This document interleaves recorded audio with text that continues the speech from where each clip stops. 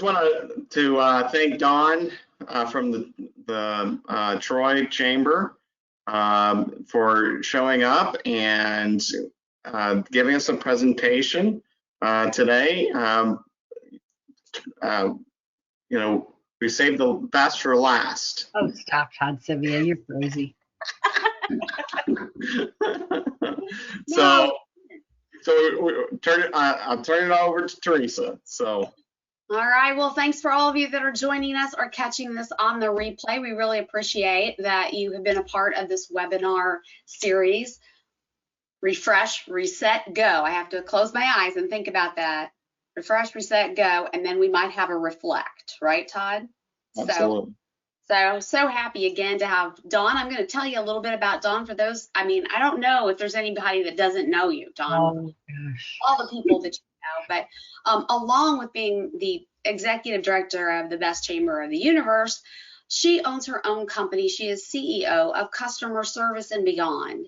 Dawn started speaking in front of people in 1994 when she was student teaching. She loves seeing the light bulbs go off in the crowd as she spoke. So she started providing customer service training. She was inspired to become a public speaker because she felt she could assist companies in setting up expectations and providing solid training on whatever level of customer service the company would like to achieve. Dawn engages the attendees from a fresh perspective on learning and fun environment.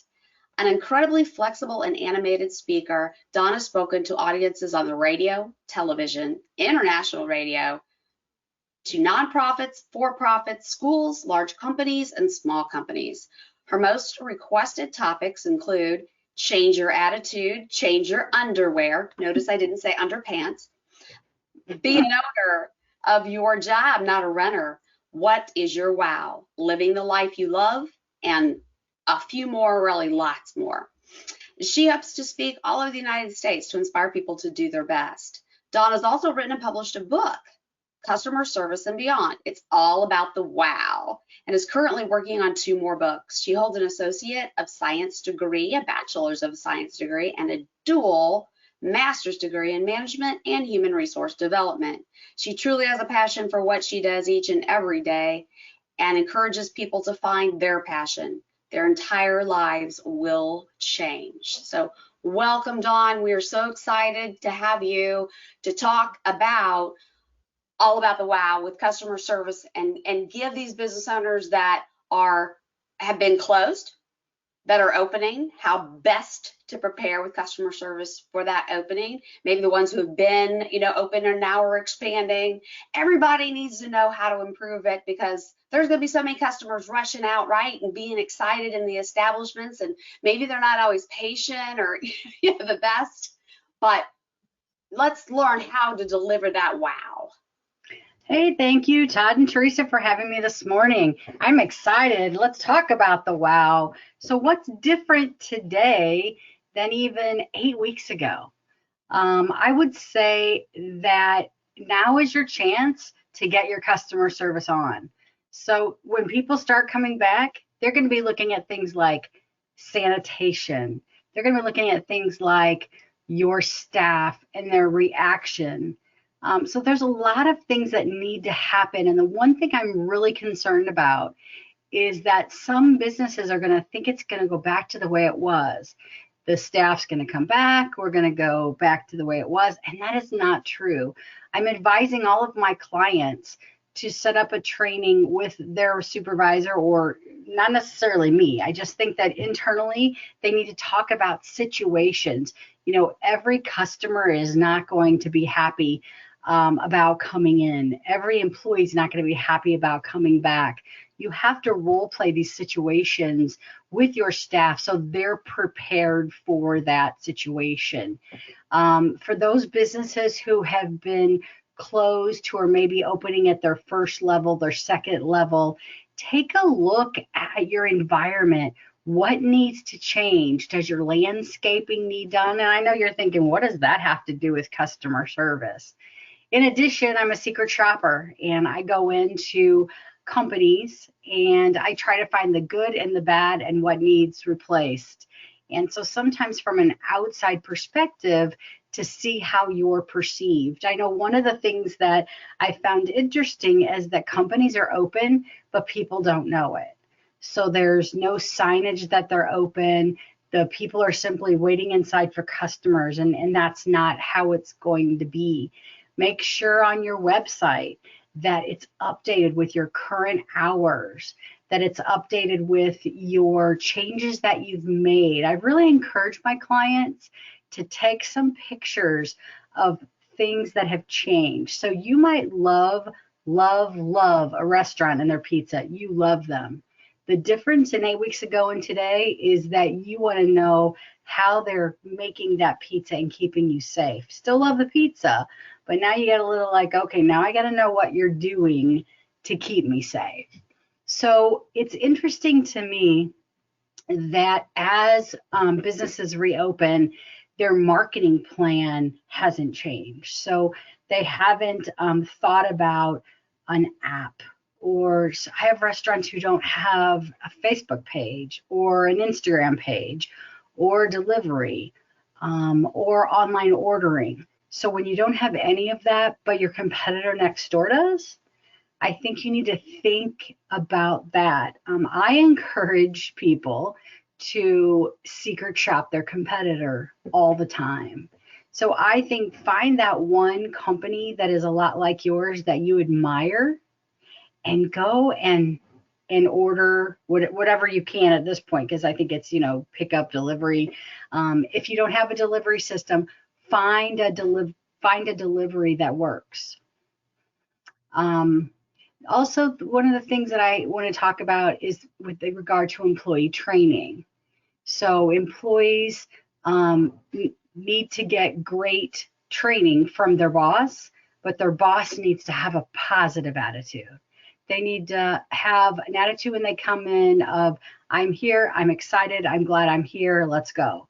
Guess what? Your employees might be at home and it might be different. It's different now.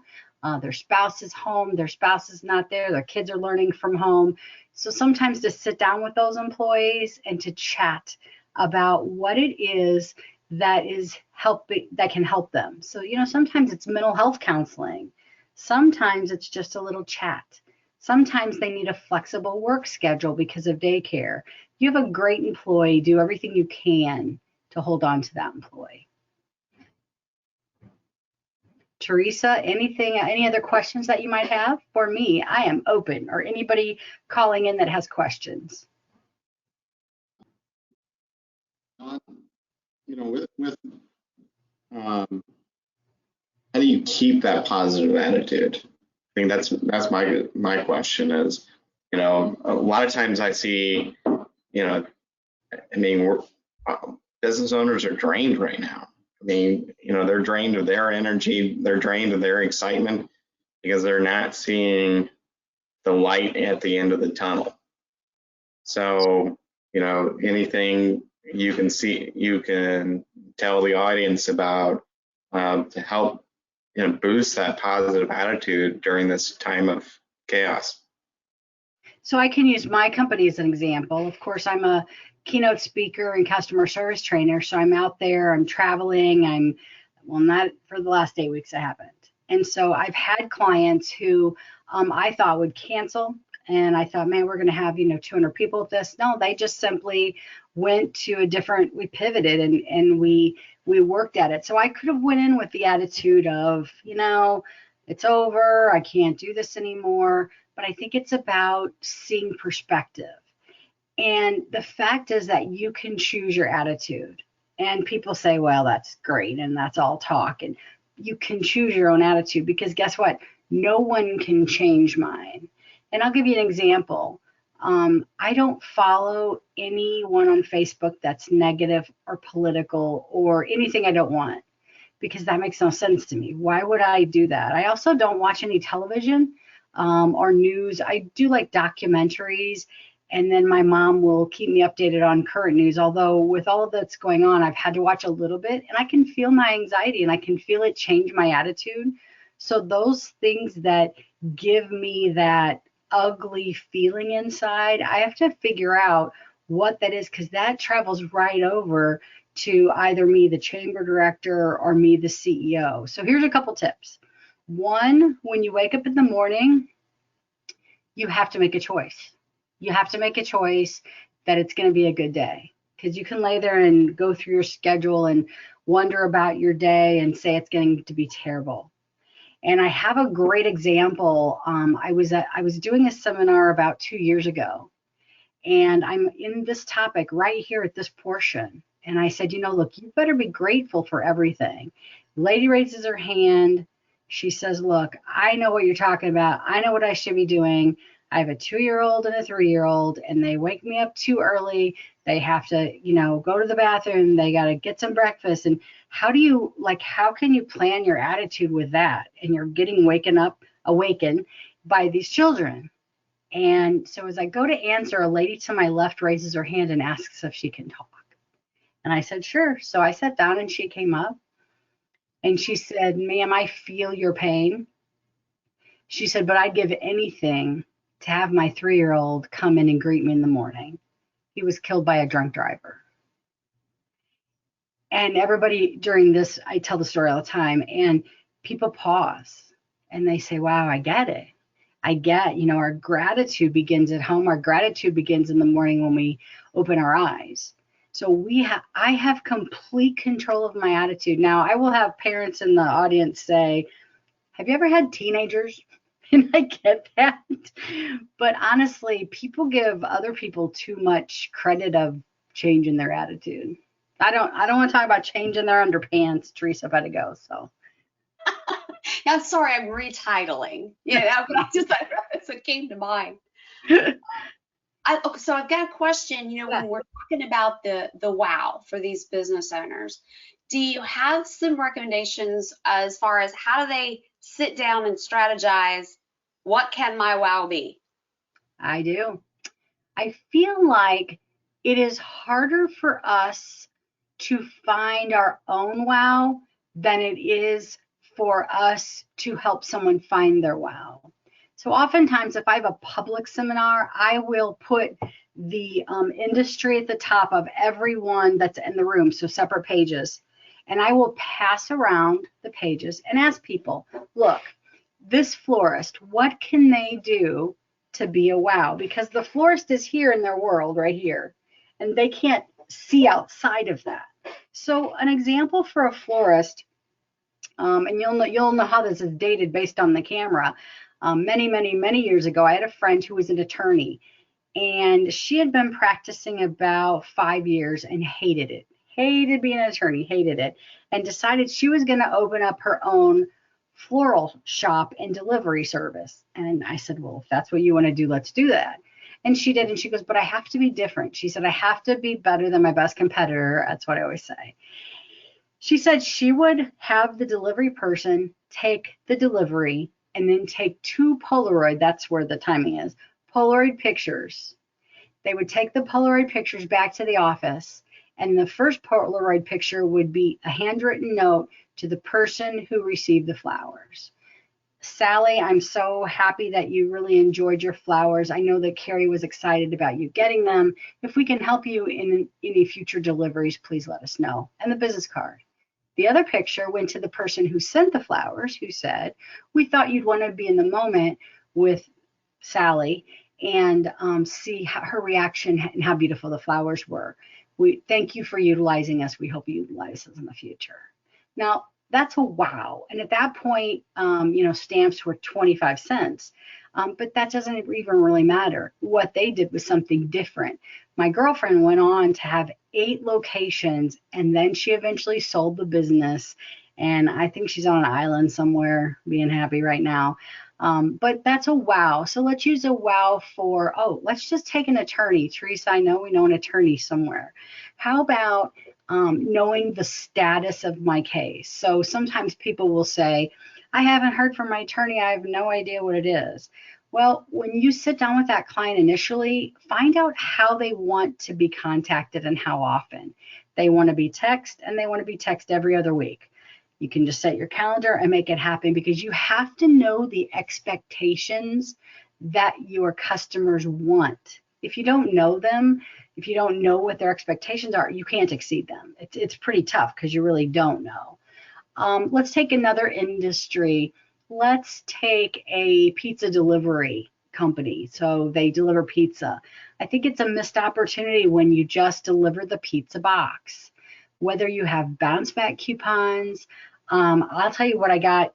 We had pizza delivery and they gave us a chip clip that goes on the refrigerator and they had the menu attached to it. So guess what we did? We just popped it on. Guess what we see every day when we open that refrigerator? So you have to think through what your wow can be.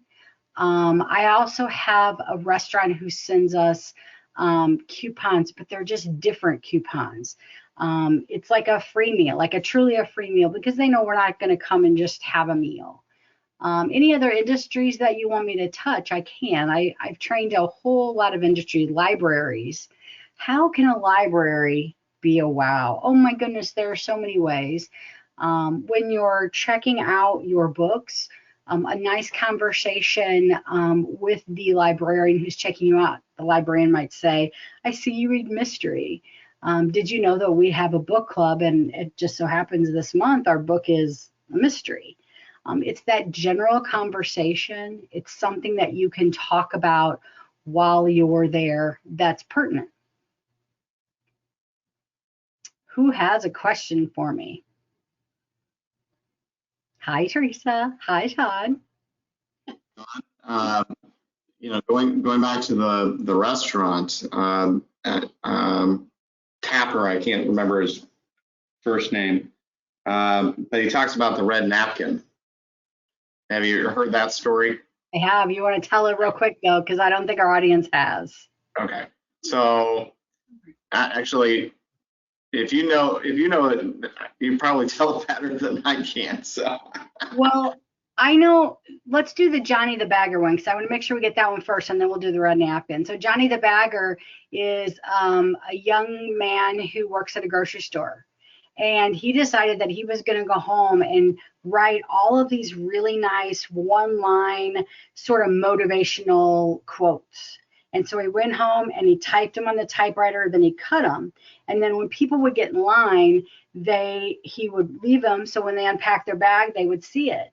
And then all of a sudden one day they noticed that all these people were in this line, which is Johnny's line, and no one was in the other lines. And the manager kept trying to get him moved. And they're like, no, we don't want to leave without a quote from Johnny. And the point with that is we're in a grocery store, and he's the bagger. He's not the checker. He's not the manager. You have the power with anything that you do to make a difference. And Johnny, bless his heart, there's, I believe that Edward Jones is the company that puts out the Johnny the Bagger story in a hard copy. I have one. I don't know where it's at.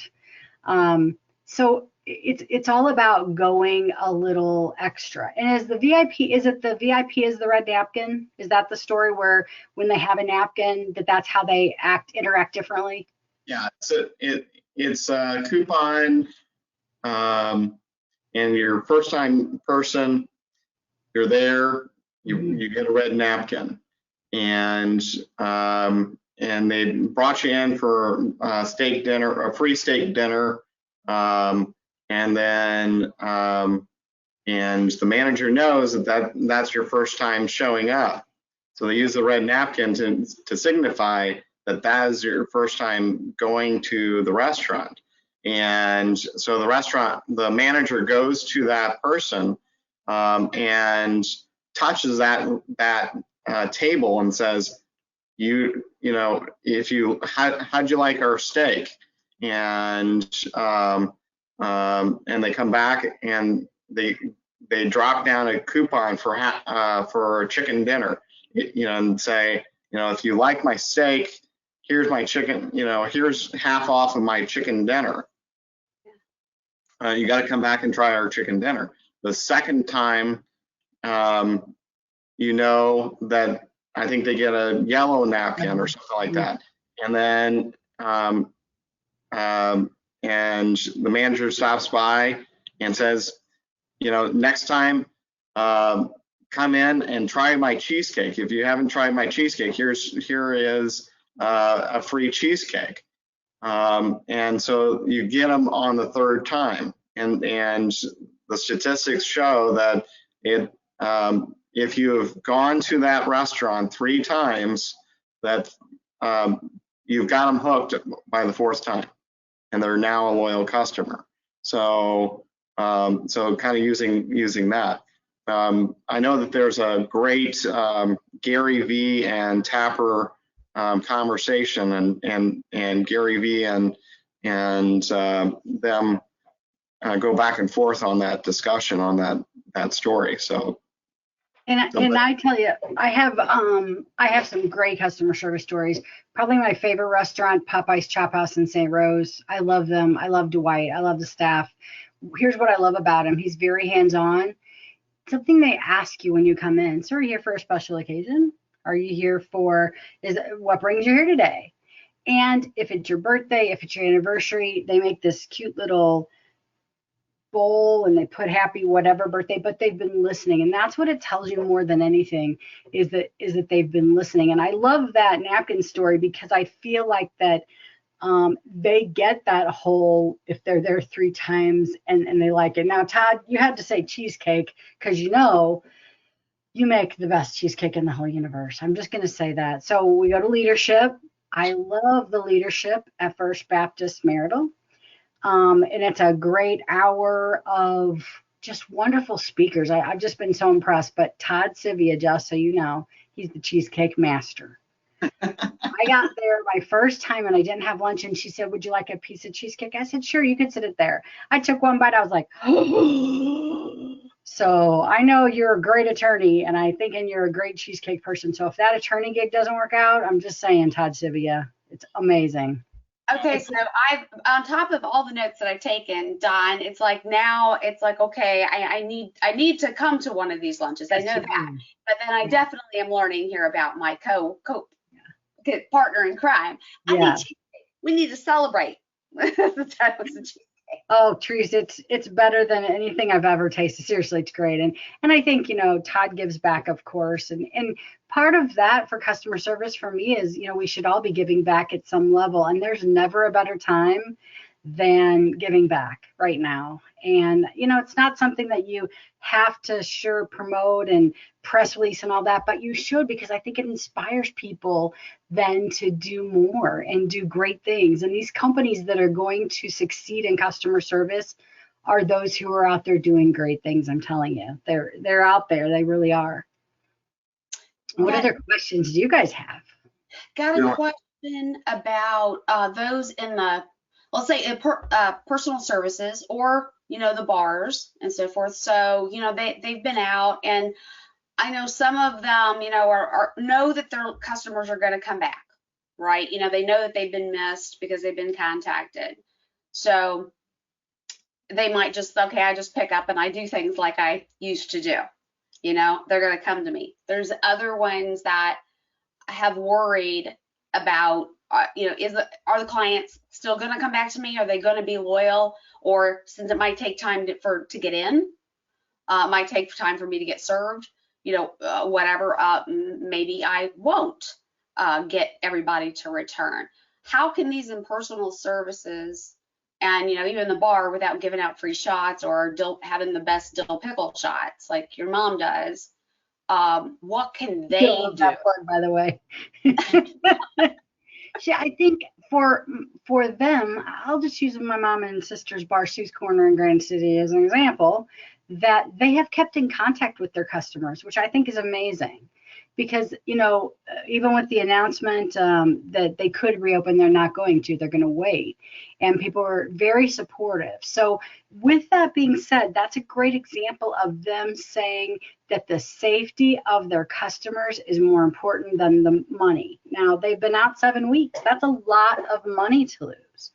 But I think the people and the businesses have to show what they're doing in order for it to be safe for them to come back. And if I was a hairdresser, if I was anything of that personal service, I would be on the phone. I say, if you don't hear from your insurance company or your insurance rep once a year, or your financial advisor once a year, you should find another one. because you want some personal service. You want things, and it's absolutely no different for, let's say it's a dance studio for kids. You know, that owner should be on the phone calling Sally's mom and dad and saying, hey, you know, just, you know, we're looking at reopening on this day. Our classes start on this day. A phone call goes a long way, I will tell you. You like it. Yeah, no, absolutely. I mean, you know, having that personal contact, you know, taking that extra initiative, taking that extra step to check in on people, making sure that they, you may, I mean, it's kind of, right now, we're in that phase where you've got to give that little extra value to the customers. I mean, I know I do these the Facebook live videos just to provide information, or hey, let me help you with your PPP loan. I'm not making any money off of it. Those are just little things that you can do to provide value. So, just adding a little bit of value to people, I think people appreciate. So. And I've been, when I first, I think week 2, we started calling all of our members. And I think initially I might have called a little too early because I don't think people had digested what was really going on. But what I noticed was they were shocked that they were calling. And my theory is if someone calls us with a question for which we think they should know the answer, we've done a poor job of communicating it. So then I say, how would we communicate in the future? And I try to learn versus being like, oh my gosh, we bought ads, it's on Facebook, you should know, trying to learn how to communicate better. So for my clients, for my training, what I did was first of all, I have 93 libraries in Illinois that are my client. Wow. So, I was able to do one video for that. A couple I did personalized, but most of them I did. And just saying, hey, I know you're not there. I know you're, some were furloughed, some were working at home, it depended. And I just gave a little pep speech about, I miss you guys. Here's what I do in the morning. And I did my morning singing beautiful Carole King. And because I had done that in their training. So I knew they remember that. And I got so many responses via email from so many of them saying, thank you so much. We were kind of in a blah. So when I know that they're going to open in Illinois, I'm actually going to do another one just to say, welcome back, be excited. Because even if they don't want to be excited, they need to be excited. I think the one thing too, for the libraries, for any business, you have to prep your staff for the worst. And the worst to me would be, let's say that I work at a grocery store and we're out of toilet paper because that's probably, and the customer becomes angry. You have to prepare your staff for that because otherwise their reaction is going to be not what you want it to be. You also have to role model it as well. So to be prepared means bring your staff back a couple days before, chat about what they've been through, and then get them ready to roll. Also sometimes I'm afraid it might be time for a staff change. If staff think they're just going to come back and, be horrible like they were before, which they still shouldn't be there if they're horrible, but it happens. I tell people I'm going to try, I always say in a big room, would it be okay if I trained all of your customers to be good customers? And of course I get a rounding round of applause and I say, guess what?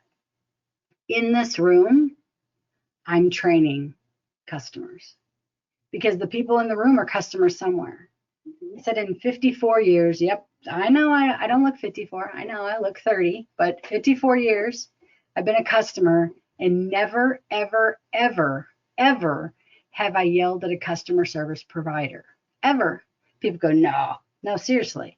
My mom and dad were both in customer service. I saw the good, the bad, and the ugly there as far as how people treated them.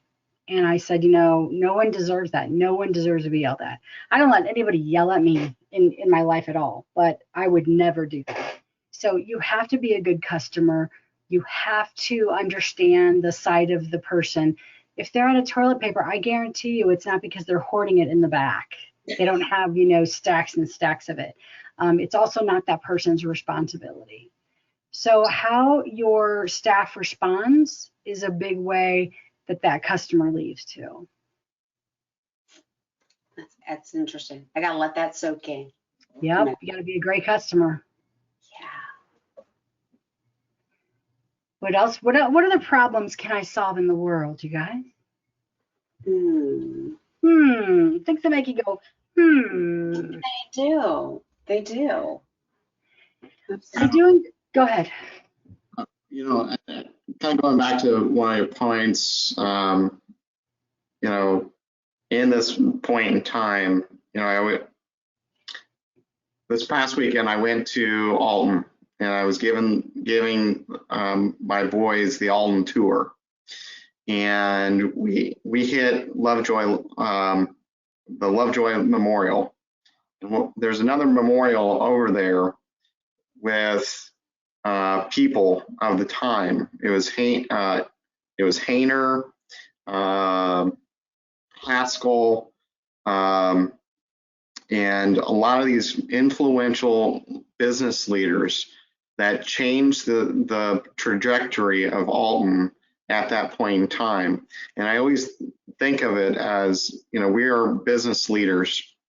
We're in a point in time that we can change the trajectory of our business, our community, and others. And we can either choose to sit and as business leaders and take all the negativeness, or we can just change it and wow the customer and be that group of leaders that shows that we're going to get through this, that from here forward we're going to see a big change and change the trajectory of the community that we live in. So, you know, I think the power. We have the power, and as a leader, we have the responsibility. And I will tell a very quick story, and I'm not even sure, Todd, that you know this story, but Tom Hufty had called me and asked to meet with me from First Baptist Maryville. And he said he's going to have 3 community leaders on a panel. And I said, well, that's a great idea. So I have my notebook out, and I think, you know, I'm going to write a press release, and we're going to get excited. And first one is Mr. Pimblebrook from SIU. I'm like, whoa, big time here. Next one was Attorney Todd Sivia. I was like, wow, these are some great community leaders. And then he says me, and I said, me? I did not, like, in my head was not thinking community leader. And all of a sudden I remember sitting there going, man, I am, and the pressure is here. We have to be great examples. And it was a pleasure sitting on that panel. We had a great time, but it was odd for me because I'm like, who's he talking about? But you know, people look up to community leaders to lead them. And the goal is to lead them to know that there is another side, and there are things that we're doing and people can do. But the thing that leaders should not be doing is being that negative attitude throughout the community. And people don't respect that anyway. But if I just walked around all day going, yeah, well, some businesses are going to close and it's just going to happen. I mean, that's not what you have to do. You have to lead them. And for both of you guys in your business, how, I know this interview is not me interviewing, but how are you leading your clients to help them with their attitude? I'm just curious. I mean, I know you're representing, you both have a good attitude, but what else are you doing to help them? I think I almost went in, you know, sometimes I joke that I'm a coach and a consultant and a therapist, you know, on the side. And I've actually worked with one client that I have her saying the serenity prayer every morning before she opens her doors. She's an essential business. And the reason is, I said, you're angry, you know, about what's going on now, even though you're open. I mean, she's an essential business. You know, you've got this anger about things that you cannot change. Mm-hmm. And that, you know, that's permeating, and it's, you know, your customers are saying it, you know, as well. And it's not doing you So I have her going through, so that we talk about the definition of acceptance. We do the serenity prayer, and then I've got her wearing a rubber band on her wrist. And so every time her mind starts to go negative to something that she cannot change, that's not, it's like, we have to work with this. This is the hand we're dealt, and it's not changing. But so we have to, work on the things that we can change. And whenever she goes down that rabbit hole, I tell her, smack herself with that rubber band. Stop, realize it, and do the mind shift. Remind me, and I'll give you a be present here now armband. It doesn't hurt as much when you pull, but it forces you to be present. And I use it all the time. And I just took mine off, I don't know, a couple weeks ago, actually, because I've been home. But it's important to redirect when you have that negative thought and people go, well, I have a lot of them. Well, get them out. You have a choice. There's only one room in there for one thought, just one. And you can make it negative, positive, or whatever. Todd, what are you doing with your for your clients, do you think? One, talking to them. I think Teresa, I think you hit it right on the head. Sometimes we are the psychologists.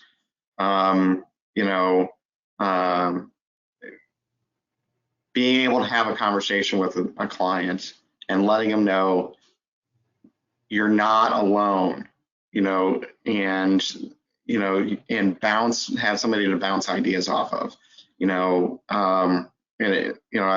know I've stopped by a couple of restaurant owners and just sat down and just spent some quality time on rethinking your problem, and trying to refocus your business so that you can be successful, at least in the short term. It may not be a solution for the long haul, but how are we changing that business format in order to get you at least at a break even level, so that we got you there for the long term. So, but also just being able to bounce, just take some of that weight off of you by speaking about it.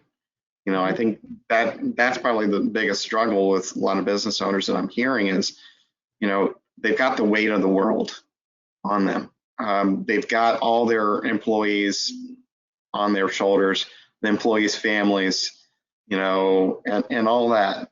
You've got so much weight on you, and every decision that you're making has an impact. And, the community doesn't understand always that impact and the weight of that decision, whether you like it or not. Sometimes people are opening because they see no way out, and it's not their fault. It's not the community's fault, but it's just where we're at today. So just having that conversation of somebody with like mind and that are in the trenches. I feel like I'm a small business owner as well, and having that conversation with the business owner where you're at the same level, business owner to business owner. I think that's very impactful. The third, as I mentioned before, the third week on that Monday, I decided that we were going to call every single chamber member. The very first one I called, they bawled their eyes out the entire conversation. And I got off the phone and I thought, wow. So I knew that, sort of like Teresa said, we were therapists. We completely understand how horrible of a situation this is.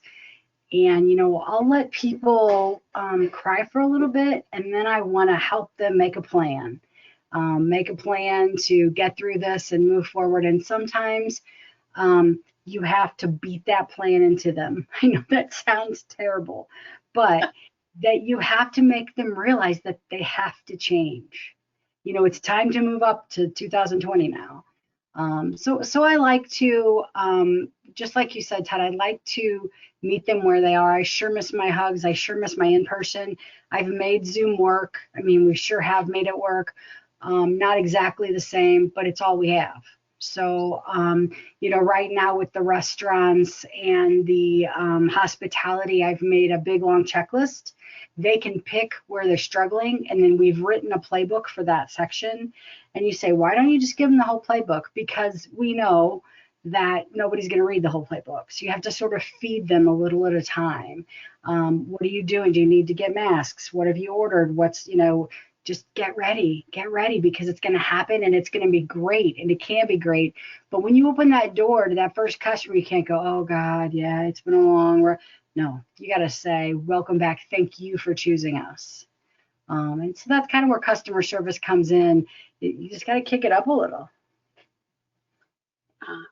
I think one thing that has been going through, my own mind, whenever we have something, like the pandemic or going back to 9/11, we know that a lot of things changed, right, and procedures. I mean, and we're still with them today, and we're going to be with them, and they, may get looser or stronger, as it goes on. And with that and with death, we always say, we're going to be better, right? We're going to support this. We're going to change. And then it seems like it goes so far and then we fall back.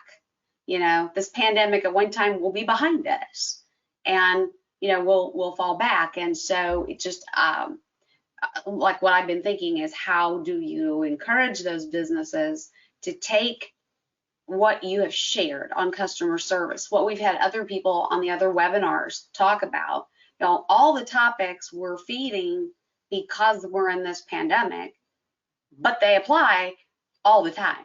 The basic business concepts. So you could watch these videos on the replay 3 months down the road and still gain value because it's meaningful in your business. So I think how would you in your training give that message, to them that this is something you should always do and think about? And stay present with that, I guess. I help businesses write their customer service standards, and I am so surprised how many businesses do not have any. Even great customer service businesses that are small mom and pops that are fantastic don't have them. And I feel like that you want to write some standards that your staff can live up to and exceed.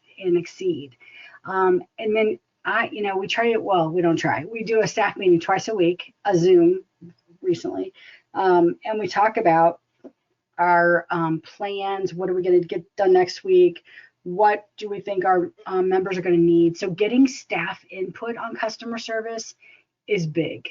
That's really big because you get that buy-in and it kind of keeps that flow going. The other thing I might recommend is that you have either a 90-second stand-up meeting or something between shifts to make sure that there's a good transition of communication between the two, and to talk about, maybe this week you're going to, I don't know what I'm going to do when I can't shake hands and hug. Like, I haven't thought that through yet because I'm a hugger and a handshaker, and I feel like that handshake is the connection. So darn it, what am I going to do? And I bet Travis feels the same way. So Travis, I need to talk about, look, what are we going to do when people come in? How are we going to greet them? What's going to change? We don't want to decide that right then in front of everyone. So sit down with your staff, think through a day. What's going to need changed? How are you moving things around? How are you going to get people to wear masks? How are you going to keep them from 3 people in line in the restroom, not 6 feet away? So troubleshoot with your staff, and then they're going to be amazing because they're going to want to be amazing. And also, when you hire people, hire passion and then train them. Don't hire them because they've been an accountant for 25 years. I mean, that might be great, but if they suck as an employee and a person, you don't want them in your culture. You don't want them in your culture. There are good people out there who need a job. Find that passion. Our last discussion was about rehiring, and whether or not you need to bring that person back onto the boat or not. So, so anybody listening to this presentation, go back to and listen to that one, talking about DISC and talking about about keeping the right people on the boat, and looking at your core values and making sure that they fit within your core values. Because if they are not fitting within your core values, they need to get off the boat. We need to push them off the boat, Todd. They're not going to get off by themselves. So I'm a high I and a high D, if you can imagine. I know it's shocking. If I hired a high I and a high D for Kim and Travis's job, we would have a mess at the office, because we'd have 3 leaders, 3 people who want to have a lot of fun, and nobody's paying attention to the details. I am lucky because both of them are S's and C's. Now, in the real world, S's and C's drive me crazy, because I'm like, I want to. And they're like, well, they have to match. What do you mean the checking account has to match? Come on, really, we're within $10 or something. You have to balance your staff, though. Don't hire yourself. That makes no sense to me. Hire what you don't do well. Hire what you don't have time to do. And we've had some culture issues in our chamber and hiring. We had a couple of one job that was turning over. We didn't know why. We were hiring the wrong culture. We were hiring the wrong person for our culture. And so know that, get some, if you need some, help. I know Teresa can do that. I know there are people that can help you write a culture. Teresa can do that. Just in that people don't understand that. So if you have a lot of turnover, if I have a lot of turnover, I'm the common denominator, period. So either I'm a terrible boss or I'm hiring the wrong people. And so you have to decide. Yeah. I've taught a lot about, if I have clients or prospects that are talking about their employees and I don't know why they don't get it, I'm, continually aggravated by this. And so I say, okay, so where do you think that the problem is coming from? Well, I don't know. If I knew that, then I would be, I'd have it fixed. So I was like, I think Jerry Harrington, when we did the seminar series a few years ago, Jerry Harrington passed out mirrors to all the attendees. And he's like, pull up your mirror. You're looking at the problem. And I just love that. I had a situation. I had a gentleman, I didn't know him, call me, and he had a friend who had hired me. And the guy says, can you just meet me? And he goes, I got this big problem. He said, my staff are all late all the time. Sure. So I have a 10:15 with him, a 10:15. I arrive at 10 till 10. Guess what happens at 10:15? He's not there. At 10:30, he's not there. 10:35, he comes strolling through with his McDonald's cup, and he says, come on back. So I said, well, didn't we have at 10:15? Oh, yeah. He goes, so let's talk about the problem. And I said, well, sir, I'm going to tell you right now, I know what the problem is. And I knew I was taking a risk, a big risk. He was shocked that I would have enough guts to say, he's the problem. He goes, look, do you see that wall? I go, and he goes, that's my name on the company. I go, I get it. But if the problem is the thing, so we had about another 10 minutes and I left, and I knew, I came home, I knew. And on that Friday, I got the biggest, I have a picture of it, the biggest flower display ever that said, you're right, I get it, can you start Monday? Whoa. Yeah, you got to look in the mirror. Yeah. Because nothing's more worrisome of me when Travis is on the phone treating that customer amazing and he sounds just like me. I'm like, whoa. He's watching, he's listening. They're watching, they're listening. So, if you're seeing things that you don't like in your staff, grab that Jerry Harrington mirror and take a look. Yeah. It's hard. It's hard being a leader. It's hard, but we have to be the best example we can be.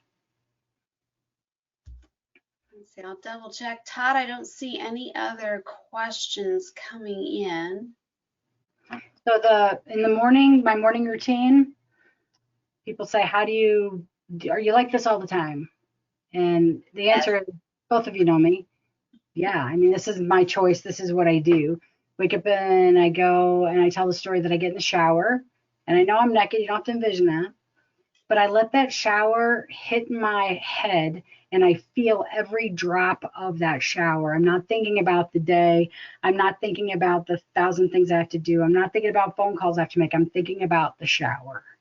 The shower is, to me, that moment where I get it all together. So then I get out. Yes, I'm still naked. You don't have to vision that. And I look in a full-length mirror. Can you even imagine? I'm looking at a full-length mirror. And I'm going to tell you what I do. So then I sing me a little Carole King. You ready? Here we go. You got to get up every morning with a smile on your face and show the world all the love in your heart. People gonna treat you better. You're gonna find, yes you will, that you're beautiful as you feel. Then you get done with that and you go, it's gonna be a fantastic day. That's what happens. You gotta find your mantra. You gotta find your whatever makes you get going. I got goosebumps. So that was the second time I did, because this morning when I got out of the shower, I did it. Is it? How do you look at yourself in the mirror? Are you kidding? It's not, I'm not making any judgments. That's a different conversation with myself. This conversation is, it's coming through my heart and I need to make it a great day because I have a choice. We all have a choice. Some guy argued with me. It's been about 5 years ago, and it was a big corporate retreat. I remember driving a long way and getting there, and he argued with me from the audience that I was full of crap, that it wasn't my choice. The people influenced me, and I'm like, I'm not telling you they don't. I'm telling you it's my choice. He got fired. He didn't come back after lunch, and I asked someone. They fired him because he was an idiot. And they're like, we were just looking for a reason to fire him. Thank you. Okay. Wow. Yeah, attitude is everything. Attitude is everything. I mean, if I came to a chamber event, like a luncheon, and was like, hey, I'm Don Mushill, we're going to just sit around and move around and eat pizza and be done, thank goodness, by 1.